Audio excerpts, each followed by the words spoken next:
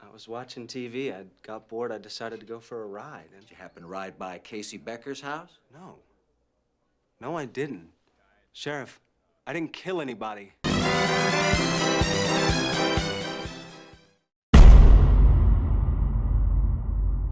Scream is one of, if not the most successful slasher movie franchise of all time.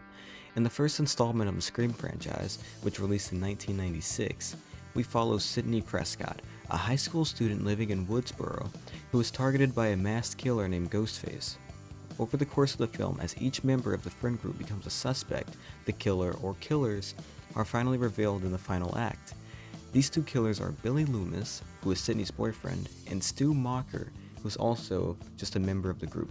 Billy is obviously the mastermind of the operation as per his motive, while Stu is either there due to peer pressure or just because he felt like it. The two ultimately end up being killed by Sidney, although some fans believe that Stu could still potentially be alive.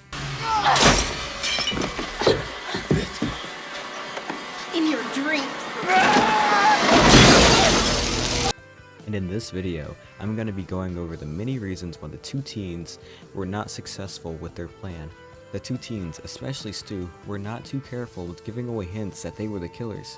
In the water fountain scene, where the audience is first introduced to the group, we see that Billy and Stu are the only two wearing boots. These boots are the same boots that Ghostface wears in every scene that he's in. This could relatively be harmless, but still, the tiniest details matter.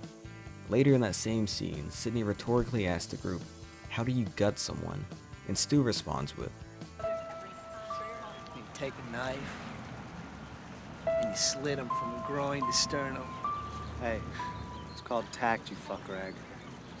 Of course, this isn't entirely out of Stu's character, because he's meant to be some kind of comic relief character, but it's still a bit off.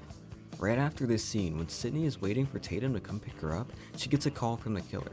She thinks it's Randy at first, but then once he brings up her mother who was brutally murdered the year before, she immediately realizes that this is not a friend.